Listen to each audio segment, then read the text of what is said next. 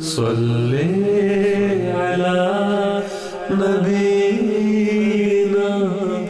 صلی علی محمد۔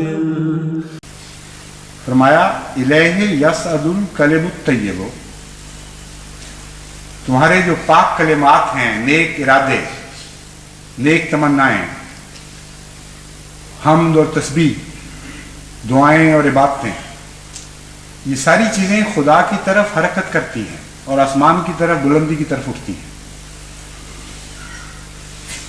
چنانچہ اس منظر کو ہم دیکھ رہے ہیں، یہی ہو رہا ہے، لیکن فرماتا ہے کہ تم یہ نہ سمجھ لینا کہ محض جذبات کے نتیجے میں براہ راست دل سے اٹھنے والی دعائیں، براہ راست اٹھنے والے خیالات جو کسی انسانی عمل میں سے گزر کے نہیں جاتے، وہ اتنا بلند ہو سکتے ہیں کہ خدا تک پہنچ جائیں۔ اس جذبات کے پانی کو اپنے اعمال کی مشین میں سے گزارو، پھر وہ طاقت پیدا ہوگی جس کے نتیجے میں تمہاری باتیں آسمان تک پہنچا کریں گی، کیونکہ بلندی کی طرف چڑھنا بغیر توانائی کے ممکن نہیں ہے۔ کسی دنیا کی کتاب میں آپ ایسا کلام، اس کا ادنا سا نمونہ بھی نہیں دیکھ سکتے جیسا کہ قرآن کریم میں ہمیں جگہ جگہ نظر آتا ہے۔ فرماتا ہے بہت اچھی بات ہے، تم دعائیں کرتے ہو، تم تسبیح کرتے ہو، تم تحمید کرتے ہو، اللہ کے ذکر کرنے لگ گئے، خدا کے حضور رونے لگ گئے، دعائیں کرنے لگ گئے، لیکن فرمایا کہ یہ نہ گمان کر لینا کہ یہ سیدھی چیزیں آرام سے اوپر پہنچ جائیں گی اور خدا کے عرش کو ہلا دیں گی۔ فرمایا والعمل الصالح یرفع، عمل صالح ضروری ہے ان کو بلندی عطا کرنے کے لیے۔ وہ توانائی جو عمل صالح مہیا کرتا ہے، اس کی طاقت سے پاک کلام اوپر چڑھا کرتا ہے، ورنہ اس میں اوپر چڑھنے کی طاقت کوئی نہیں ہوگی۔ مشین تو ایک بن جائے گی لیکن توانائی کے بغیر حرکت میں نہیں آئے گی۔ کیسا عظیم کلام ہے، کتنا گہرا فلسفہ ہے، ایک چھوٹی سی آیت میں بیان فرما دیا۔ چنانچہ اس وقت جماعت کو اس طرف توجہ کرنی چاہیے کہ ان جذبات کو اس طرح کام میں لائیں۔ اور اس میں ایک اور بڑا گہرا فلسفہ ہے۔ بہت سے لوگ بہت ہی گریہ وزاری سے دعائیں کرتے ہیں اور روتے ہیں، اے خدا ہماری دعا قبول کر، ہمارا دکھ دور کر دے، اور پھر شکوہ کرتے ہیں کہ خدا نے نہیں سنا۔ اللہ نے تو بتا دیا تھا کہ میں وہی سنوں گا جو مجھ تک پہنچے گا، اور مجھ تک وہی پہنچے گا جس کے پیچھے تمہارے نیک اعمال اس کو قوت بخش رہے ہیں۔ اس کے بغیر میرے آسمان تک تمہاری کوئی صدا نہیں پہنچے گی۔ چنانچہ اس بات کو پر غور کرتے ہوئے ایک اور پہلو بڑا لطیف اس آیت میں سامنے آتا ہے کہ الہ یصعد الکلم الطیب میں تو کلم جمع کا صیغہ استعمال فرمایا کہ پاک کلام کثرت سے جو انسان کے دماغ سے یا دل سے اٹھتے ہیں، خیالات یا کلام منہ سے نکلتا ہے، یہ سارے کے سارے ایک جمع کی شکل میں بیان فرمائے۔ نیک تمنائیں، دعائیں، نیک جذبات، یہ ساری چیزیں اللہ تک پہنچتی ہیں۔ والعمل الصالح یرفعہ میں واحد کا صیغہ استعمال فرمایا کہ نیک اعمال یا نیک عمل اس کو اوپر پڑھ چڑھاتا ہے۔ پہلے جمع کی بات ہو رہی تھی، یہ واحد کہاں سے آ گیا بیچ میں؟ چنانچہ بعض لوگوں نے اس آیت کا ترجمہ بدلا دیا اس جمع کے بعد واحد کے صیغے کی مشکل کے نتیجے میں،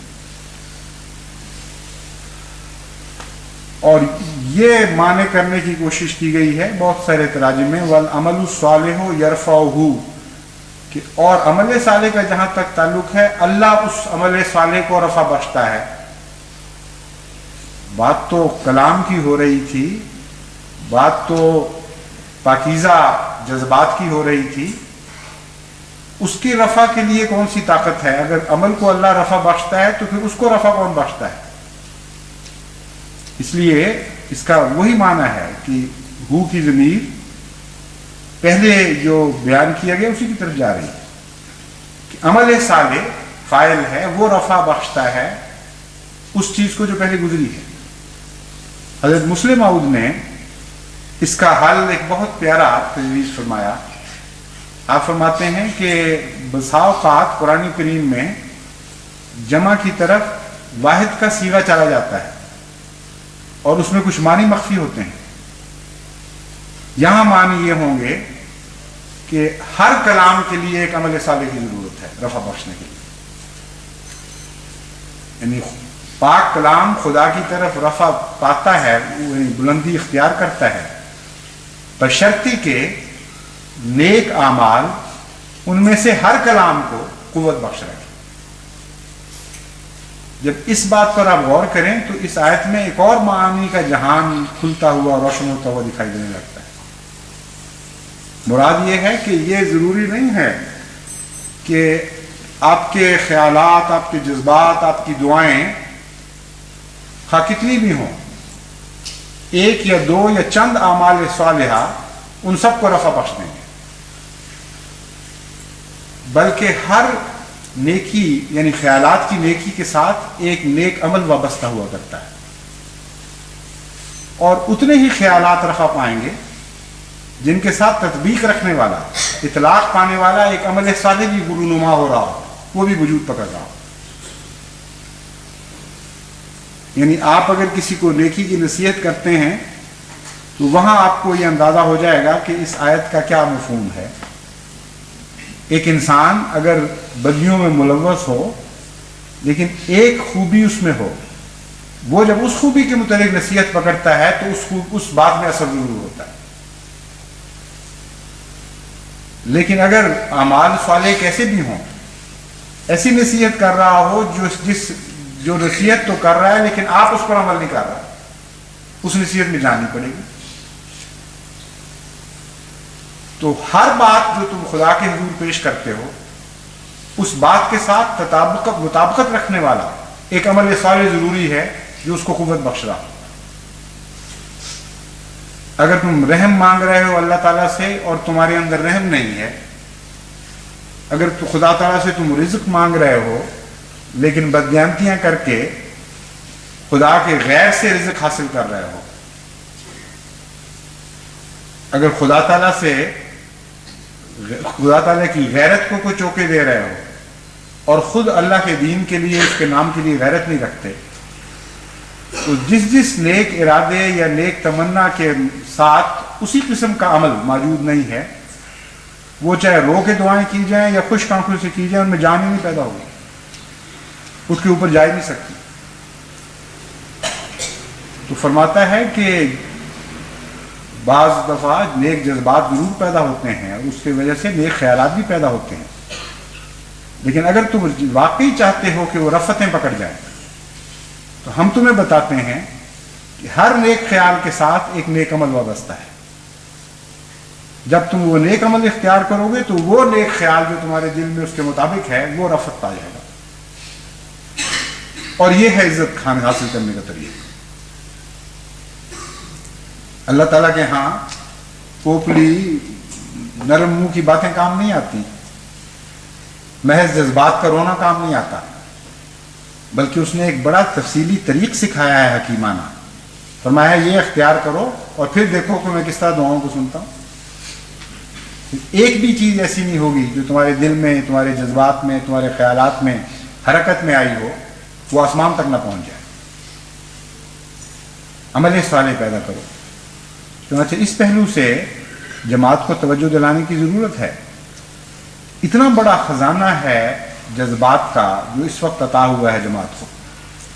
اگر اس میں سے اسی طرح گزر گئے اور اپنے اعمال کو سدھارنے کی طرف توجہ نہ کی تو بہت بڑی نعمتوں سے محروم رہ جائیں. یہ اچھی بات ہے کہ مسجدیں آباد ہو رہی ہیں، یہ اچھی بات ہے کہ لوگ راتوں کو اٹھ رہے ہیں، مگر اگر باقی انسانی زندگی کے اجزاء پر، اس کے شعبوں پر اس کا اثر نہ ہو تو یہ پانی سر سے گزر جائے گا اور بعد میں اسی طرح خالی کی خالی جماعت بیٹھی رہ جائے گی. اس لیے بڑی تفصیلی طور پر ہر جگہ جماعت کو تنظیم کے لحاظ سے بھی اس طرف توجہ کرنی چاہیے اور کوشش کرنی چاہیے کہ جہاں جذبات انگیخت ہو چکے ہیں ان کو اعمال میں پاک تبدیلی کی خاطر استعمال کرنا شروع کریں. اور انفرادی طور پر بھی ہر شخص کو اپنا محاسبہ کرتے ہوئے ان جذبات سے استفادہ کرنا چاہیے۔ بہت سی ایسی کمزوریاں ہیں خصوصاً پاکستان میں، کیونکہ وہاں کا معاشرہ بڑا گندا ہو چکا ہے، جو احمدیوں میں بھی کسی نہ کسی حد تک داخل ہوئی ہیں، اس کا انکار نہیں کیا جا سکتا۔ ہمارے صناع ویسے دیانتدار نہیں جیسا کہ اسلام ان کو دیکھنا چاہتا ہے، ہمارے مزدور اس طرح دیانتداری سے اپنی مزدوری کا حق ادا نہیں کرتے جس طرح اسلام ان کو دیکھنا چاہتا ہے، ہمارے کارخانہ دار اپنے صناعوں سے ویسا حسن سلوک نہیں کرتے جیسا کہ اللہ تعالیٰ ان کو دیکھنا چاہتا ہے، ہمارے مالک جو مزدور سے کام لے رہے ہوتے ہیں وہ اس کے جذبات کا، اس کی ضرورتوں کا، اس کے احساسات کا ویسا خیال نہیں کرتے جیسا کہ اللہ تعالیٰ ان کو دیکھنا چاہتا ہے۔ اور ہمارے تاجر، بسا اوقات ایسی رپورٹیں ملتی ہیں کہ ان میں ایک بڑا حصہ ہے جو دیانتداری کے اعلیٰ تقاضوں کو پورا نہیں کرتا۔ ربا کے دکانداروں کو ان دنوں میں توجہ دلایا کرتا تھا، ربا کے مزدوروں کو توجہ دلایا کرتا تھا، ربا کے ٹانگا بانوں کو توجہ دلایا کرتا تھا، کیونکہ جلسے کے دن قریب آتے تھے۔ اس طرف توجہ کرو، بہت دور دور سے لوگ آئیں گے اور دیکھیں گے، لیکن اب تو لوگ آئیں یا نہ آئیں، احمدی آ کے دیکھیں یا نہ دیکھیں، تمام دنیا کی نگاہیں جماعت احمدیہ کی طرف مرکوز ہو چکی ہیں۔ اس لیے ایک تو جلسہ سالانہ کا ایک ایسا منظر پیدا ہو گیا ہے کہ ساری دنیا اس جلسے سالانہ میں سے گزر رہی ہے۔ کبھی جماعت کو اس غور سے نہیں دیکھا گیا جیسا اس دور میں دیکھا جا رہا ہے۔ کثرت سے لوگ آتے ہیں اور آ کے توجہ کرتے ہیں، پوچھتے ہیں، جہاں جہاں سے خطوط ملتے ہیں دنیا کے ہر حصے سے، یہ خبر بڑی نمایاں ملتی ہے کہ جن لوگوں کو کبھی کوئی پیغام بھی نہیں ملا تھا، وہ اس عام شور کی وجہ سے جو دنیا میں بپا ہوا ہے، لوگ آتے ہیں، دیکھتے ہیں کہ کس قسم کے لوگ ہیں، کیا ان کے حالات ہیں، کیسی ان کی زندگیاں ہیں، اور بڑی گہری نظر سے جماعت کا مطالعہ کر رہے ہیں۔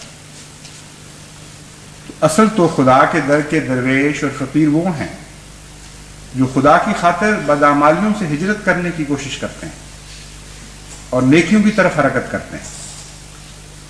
یہ وہ حرکت ہے جو خیالات کو رفعت بخشے گی، یہ وہ حرکت ہے جو ان کی دعاؤں کو طاقت عطا کرے گی اور وہ بلند ہوں گی۔ اس حرکت کی ضرورت ہے۔